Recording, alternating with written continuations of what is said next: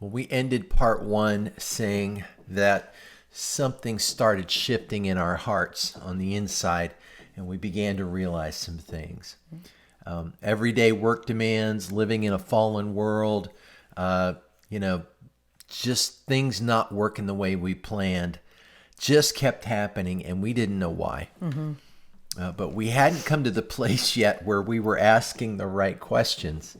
We just thought that life was hard, but God was working behind the scenes, so to speak, and was bringing us to the place where we could see things in a way that we never had before, never even contemplated. I'm gonna fight like a champ, not a wannabe. Live like the dream is all that I can see. So let's dive into part two. As we continued on the journey with all of this, our youngest son was diagnosed with childhood epilepsy, which was a shock to us. It just one of these things that we kind of ran into, and it was really hard trying to see, watch our youngest go through that. And we had along with that, we had like multiple car accidents in in a very short time. We lost our home, our first home, because of real estate fraud committed by the buyer's agent. We had 3 buyers, I think, who fell through. One of those agents committed FHA fraud, skipped town, lost her job, lost her license. We lost everything almost that we had put into the house. It was just a season of just a lot of things that went wrong. Not just losing the record stuff, doing, the music thing I think you spoke with a friend of ours, or we spoke with a friend of ours, and it was, Lenny. Right? Yeah. I think, I remember. And she said something that was really interesting. Yeah, some of the people that we did know that kind of knew what was going on. I mean, they, at different points in time, people would try to weigh in because it was a long season with a lot of stuff. Yeah. Kind of one thing on the heels of the other. It's like, boy, are we going to even be able to come up from for air with this? Yeah. And you were talking to somebody and they said, I was working with Bob Halligan at the time, playing in Kaylee Rain, I think, at the time. And I remember sharing some of the stuff we were going through with his wife, Lenny. And she said something I'd never heard. And it was this idea that kind of life events almost have like a score related to how they create sort of stress in your life. And when I kind of was telling her all the stuff that had happened, she was like, "Oh my gosh, you guys have gone through an awful lot in a very short period of time." And I think it kind of just, on the one hand, it kind of, validates that what you're thinking actually is real, maybe. Right, yeah, we're not making this up. Yeah, we're not making it up. And I remember as well going to our pastor at the time and kind of sharing this stuff with him. And he was like, "Well, this is like a Job thing, But the only thing he said to us was like, "Well, it'll be over when it's over." And I was like, I remember. You know what? It wasn't comforting. No offense against the pastor at the time. No. I really, really respect and love him, and I know that he. I believe, man, we learned a lot from. Well, and I good believe things. he meant well, and I think a lot of Definitely. people do mean well. But sometimes when you're going through stuff that's really, really difficult, sometimes all you really need is a hug. Yeah. You know what I'm saying? Yeah. It's almost like it's almost helpful if somebody doesn't say anything and they just wrap their arms around you and just give you a big hug and let you know, hey, I'm there for you, Yeah. And I kind of want to say, maybe this is a word for somebody right now. Maybe you're going through some things and people are telling you things that are not helping, and we just want to say, God knows. And Right. he really is that one who wants to bring comfort to you in the middle of all of this stuff that may be blowing up and falling apart. And man, maybe you had nothing to do with this stuff happening, but you're still experiencing the loss, and that's not sin. It's not something God's holding against you. We live in a fallen world, you know, and if anything, when just this kind of broken stuff happens in our lives, and I'm not saying that, we made choices. Now, we found out later, and we'll get into this, but that it was our choice. It was some things that we just didn't know any better, and we were making decisions that kind of set us up for receiving the things that we received. But guess what? Jesus died for the things we did right purposely that were wrong, and he died for the things that we never had, we weren't involved with. We were. I love that whole section in Isaiah. I think it's, I'm not sure what chapter it is, but it may be 53, where he talks about coming to set the captive free and proclaiming the year of release for the prisoner. Right. And we are both. We are captives, meaning we were taken into something not of our own choice, but we're prisoners because we committed something, and we are now being held liable for it. And yet Jesus died for both. Right. And so anyway, I just feel like we want to say to you, if you're going through some of these things, just know God loves you in the midst of all of it, and Jesus paid the price for whatever you've done, whether you meant to or you didn't, or you didn't have anything to do with it, and it wasn't your fault. Yeah. So, don't feel like you're on your own. Yeah. And we believe that. Yeah. We did believe that. I mean, the truth be told, we were both believers. We were both Christians, and yet we felt like, okay, theoretically, we were saying, all right, oh, God's good. Yeah. Right. God's with us. And we were saying that with our lips, but we weren't really truly believing that on a heart level. No. And, we were... Well, it was uncovering the deep places of misunderstanding in who God is, and what Jesus did, and we were we hit the wall of religion. Yeah, with exactly. all of these things. Yeah.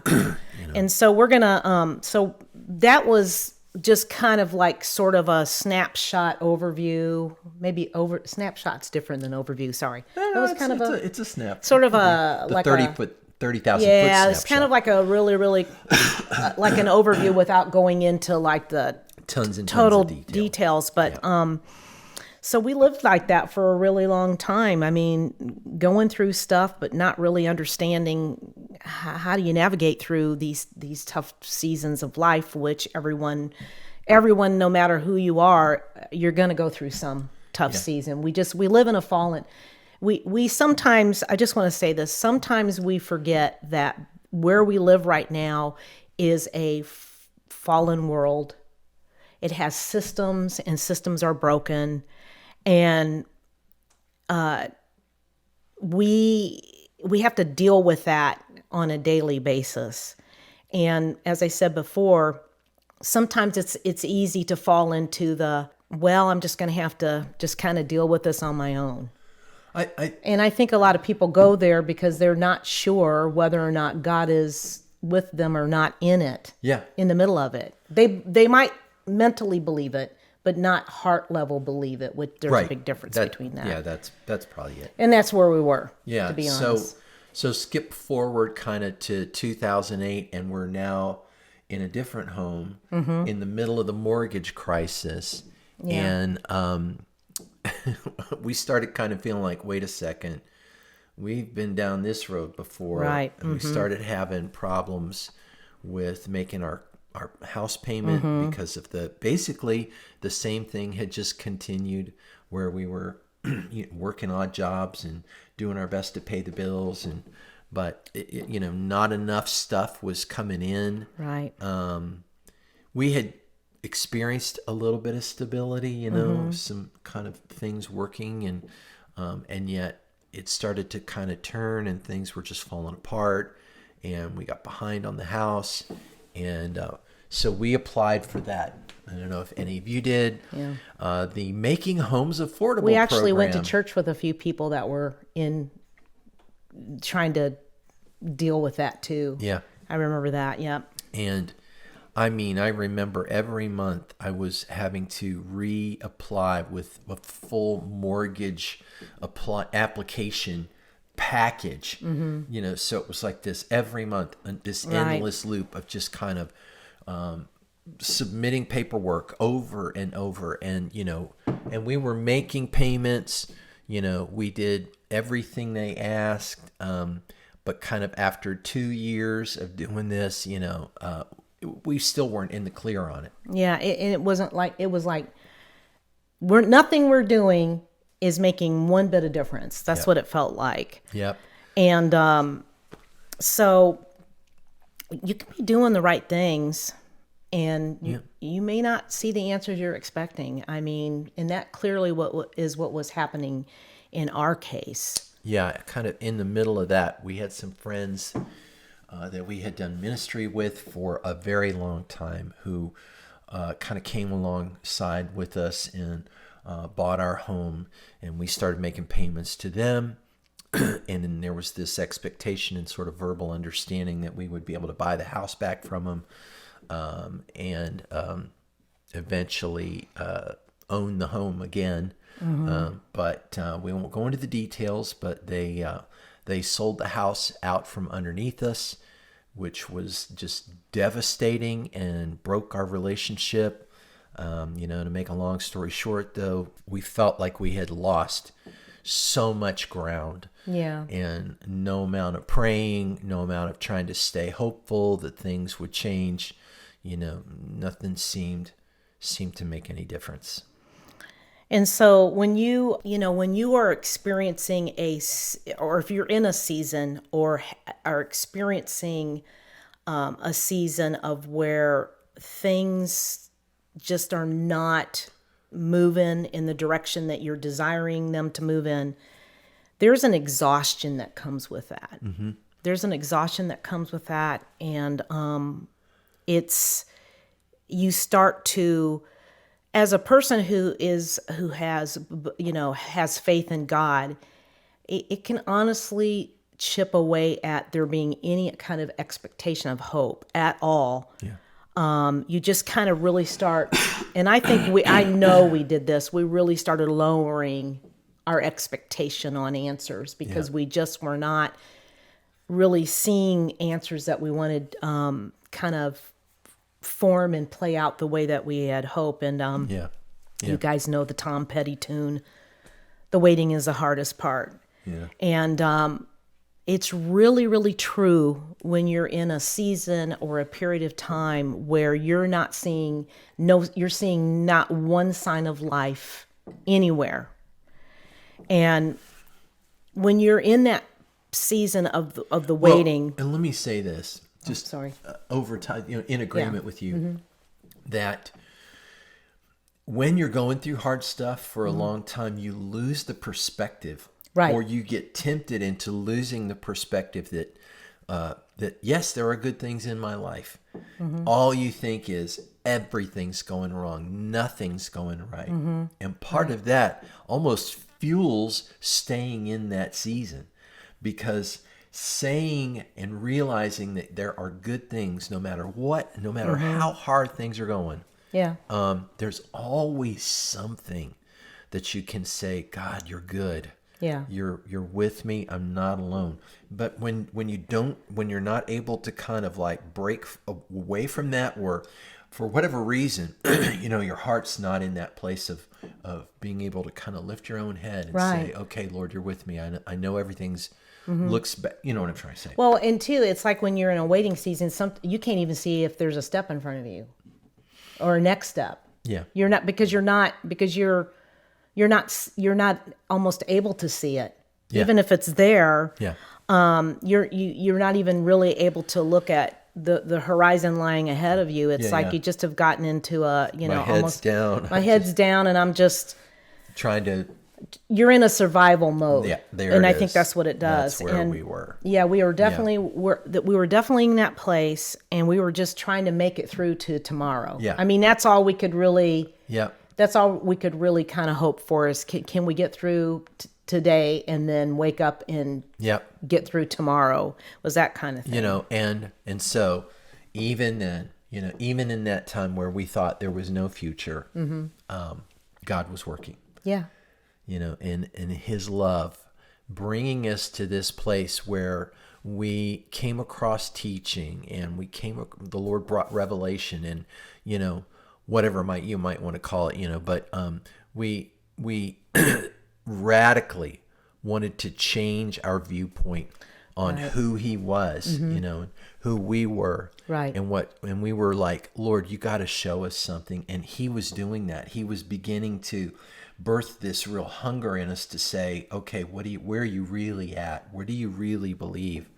And this is when the story really started to turn, and it wasn't because the circumstances changed. They really didn't. The circumstances were the same. They really didn't change. Right. But because things started changing, because there was starting to be a shift in us going, maybe what we believe, maybe that's the issue. Maybe it's us.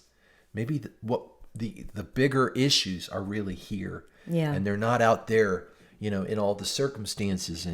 And we were never really, the devil's doing this to us. But I remember thinking, oh my gosh, the devil must be powerful, because look at all these bad things happening in my life, But we weren't the devil's around every bush, but we were. So anyway, there came that place of like, okay, what am I believing?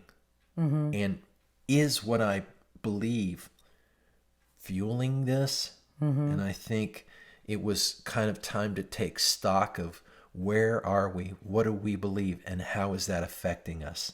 We want to say thank you for being here. If the conversations that we're sharing here are resonating with you, we want to invite you to help us keep telling it. We operate on a value for value model. We have 2 ways you can partner with us. You can go to our website, www.blissbliss.com, where you can grab some music or some upcoming physical merch. We've got a couple of things there. Renee's done some cool drumhead artwork, and so that's up there. And we've got a couple of coffee mugs. But we also have our nonprofit arm called Different World Ministries, and you can give there as well. If the music's added value to you, we'd love for you to support and help and just partner with us in all this stuff that God has put on our hearts to do, and that you are a part of as well because of that. Yeah. So as Lang said, you can support us by visiting the shop on our website. You can support us directly through our the ministry, which is a tax-deductible gift. And every contribution that we receive goes back into creating content that meets people where they are in their story. So we're going to include the links. Both the links are going to be in the description below. If I